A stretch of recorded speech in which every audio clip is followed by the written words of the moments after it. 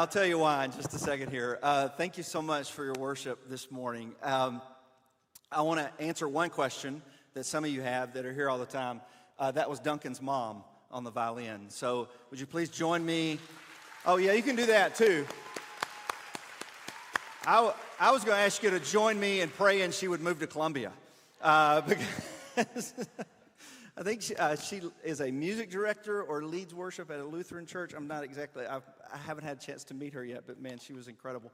I'm calling an audible on the trailer because I'm guessing that most of you, or a lot of you, have seen this movie. And so I was just, as we were worshiping there, I was like, we probably don't need the trailer for this one. I think most of you have seen this movie. We're talking about Encanto, now that there's the trailer. We're talking about Encanto today. How many of you, show of hands, quick show of hands, how many of you have seen Encanto?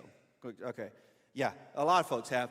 And for the parents, the moms and dads, how many of you have seen it multiple times, like over and over and over and over and over again? Yes.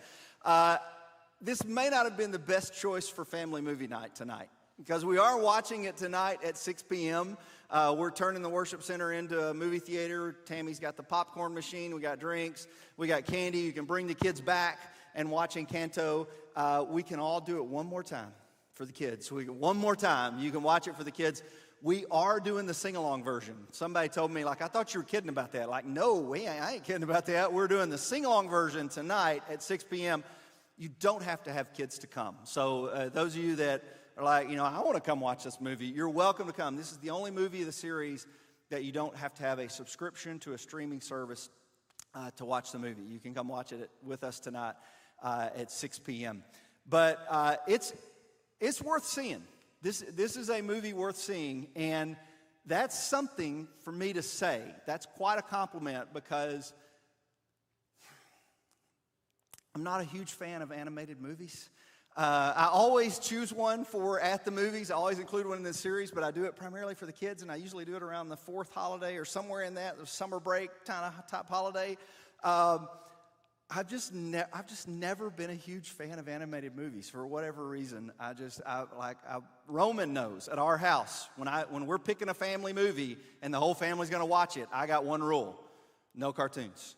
I want to see real people on the screen. That's always been my rule with Roman, so he knows that if you ask him.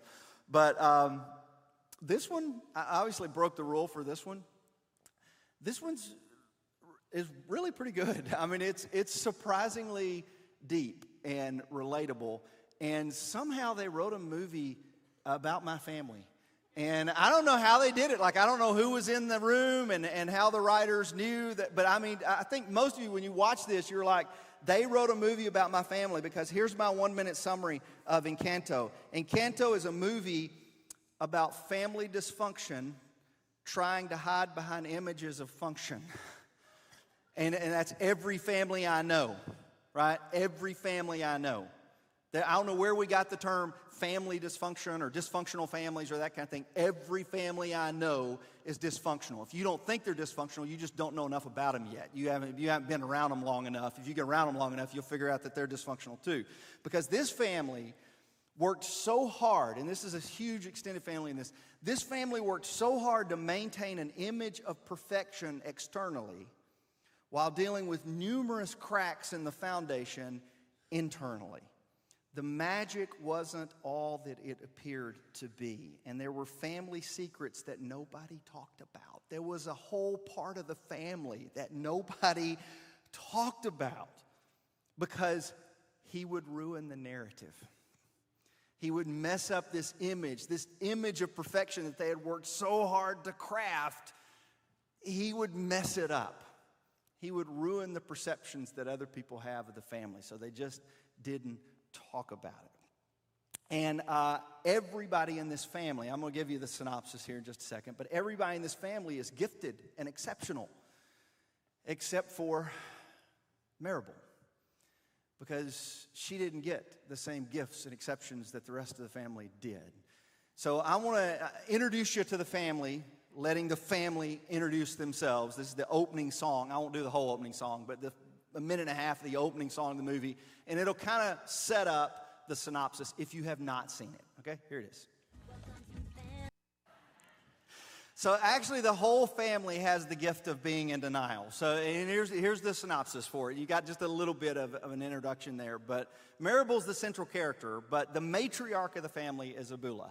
The grandmother family she fled her home country with her husband and her 3 children, Giulietta, Peppa, and Bruno. And Abula's husband was killed by the attackers. Because it's a Disney movie and something happens to the parents in every single Disney movie.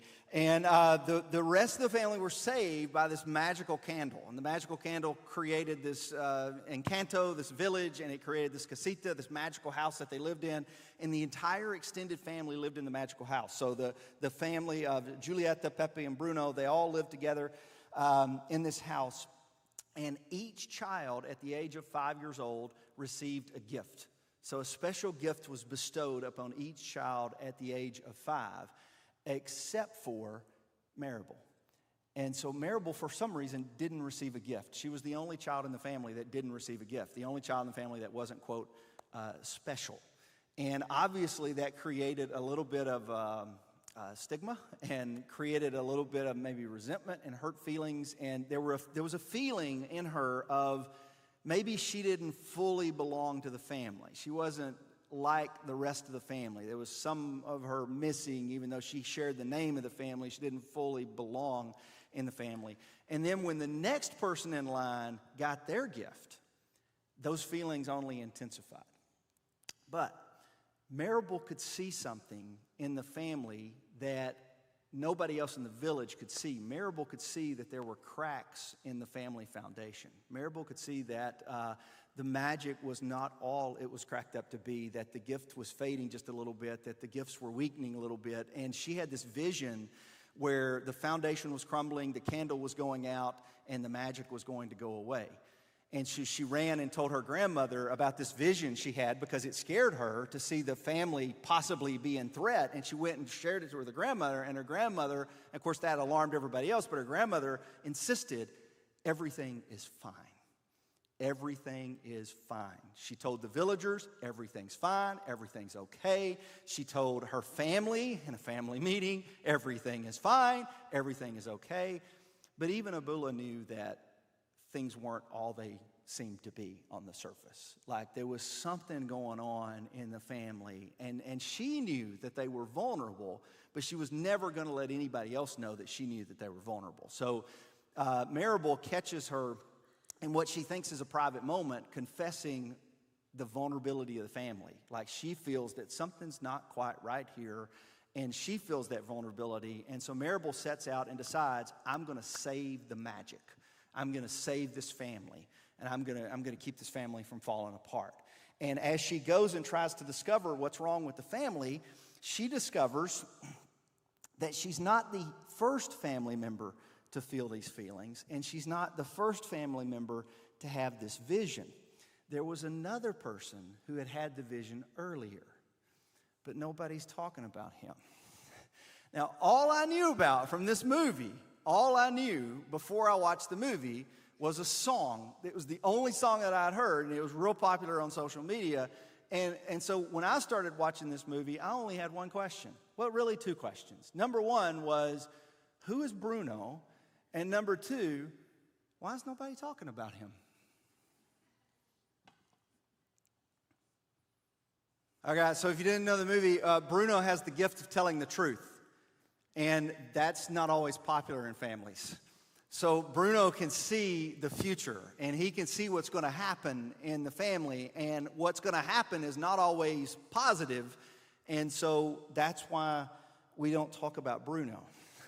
Bruno is the family secret that everybody has that nobody wants to talk about, and everybody's got a Bruno in their family. And I'm not saying a person. Don't try to look around your family right now and go, "You're a Bruno."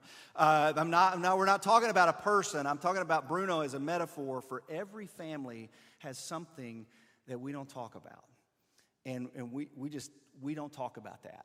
And whenever we get together as a family, we walk around that issue. We avoid that issue. If we bring it up, we get the dirty looks from the other people in the family, like, you know that we don't talk about that. That's something that we don't talk about here. It's kind of the elephant in the room that at Christmas dinners and at Thanksgiving dinners, we don't talk about it. And Bruno's gift was being able to see things that the rest of the family did not want to see. So people did not want Bruno around. And he was actually the first to reveal that the family was crumbling, that the family wasn't all that it projected the image of. He was the first to reveal that. And right after that song, and I only showed you half the song, but I had to work it in. That was for the little ones. Right after that song, Maribel tells her dad that she knows about Bruno's vision. So she's discovered the family secret, so to speak. She says, I know about his vision. And this is what her dad tells her. And this, I quote from the movie, "We say nothing." So Maribel said, I know about Bruno. I know this family is in trouble. I know that we're vulnerable. I know that there are some cracks in the foundation. And her dad says to her, "We say nothing. Abella wants everything to be perfect. You did not talk to Bruno. The magic is not dying. The house is not breaking. Lucia's gift is not fading. No one will know. Just act normal. No one has to know." Did anybody grow up with similar family scripts? I know, just don't talk about, no, we're not going to talk about that. Just act normal, just smile, and pretend like everything is okay. Although, as it goes throughout the movie, this is what I mean by it's surprisingly deep. Like every character they all know it's not okay. Lucia's struggling with it, Isabella's struggling with it, Bruno's struggling with it. They all know that everything is not okay, but everybody is trying to keep it quiet. And I thought of two verses. One of them is John chapter 8. I got them on the screen. I'll just use that. John chapter 8, verse 32. Jesus said, "You will know the truth, and the truth will set you free." And he's referring to himself as truth, but there's a broader application here. And those who are in recovery would be familiar with the saying, "We're only as sick as our secrets." When we refuse to acknowledge the truth, whether it's the truth about ourselves, or it's the truth about somebody we love, or it's the truth about our family, when we refuse to acknowledge the truth, we only get sicker. Nothing gets better by avoiding the truth. Nothing gets better by denying the truth. Nothing gets better by refusing to be honest about those things. Because when we refuse to acknowledge the truth, we live in denial and self-deception. And when we live in those things and we allow those things to define our reality, we can't acknowledge our weaknesses. We can't confess our sins. And if you can't acknowledge weakness and confess sin, you can't get help. And so when we can't get help, things just continue to get worse. It keeps us from doing the very thing that the Spirit is set to work to do in our lives. The Spirit is to help us give and receive grace. And many of us struggle to give and receive grace because we can't acknowledge the truth about ourselves, because the truth is ugly and it's negative and we don't want to deal with it. So we don't talk about it and we don't want to deal with it. But that's the problem with this family. They struggle to give and receive grace to one another. The second verse was this one right here, and this was also John, but this is not Jesus speaking. This is John writing, and he says, if we say we have no sin, we're only fooling ourselves and refusing to accept the truth. So if we say like, no, I'm fine, there's nothing wrong here, we're fine, there's nothing wrong, we're not accepting the truth. And I think that's also what's going on in this family. They're trying to keep up an image that's crumbling. And they're all carrying the burden of it. It's the burden of perfection. It's the burden of keeping up appearances, the burden of protecting the family story or the family image, the burden of unrealistic expectations. And that's why things are starting to crumble. Because everybody is feeling the pressure, and you can't carry those burdens for very long. Eventually we crack under the pressure. The most meaningful song to me in the movie, it was actually one that I'd never heard before, because I'd only heard Bruno before the movie. But it was one called Surface Pressure. And I want to show you the first minute and a half or so of this song. Lucia is Maribel's sister. She's the strong one in the family. So if you're the strong one in the family, you might relate to this. But she's the strong one in the family. And things aren't exactly what they appear to be on the surface. So watch this. Denied to see the rest of that song. I did the sing-along version of that one because I wanted you to read the lyrics to it as it went. And that's what I mean, like, how do they know?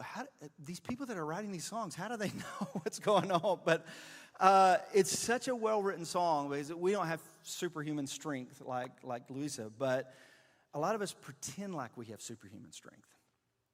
And that's why we say it's fine. It's fine. When you ask us how things are going, it's fine. How are you handling everything? Nope, I'm good. I'm handling it fine. And right after this song, her sister sings a song about the burden of perfection. And so every single person in the family is struggling with this, and they all have different ways that they're struggling with the pressure, because it's this pressure, the weight of expectations and the weight of kind of maintaining the image and that kind of stuff. And Abula's, the way she struggles with it is she denies it to everybody. She tells everybody it's fine, I'm fine, everything's fine. She smiles and pretends like everything is okay. Bruno hides. Same thing. He's dealing with the same problems. He just runs and hides and won't face the problems.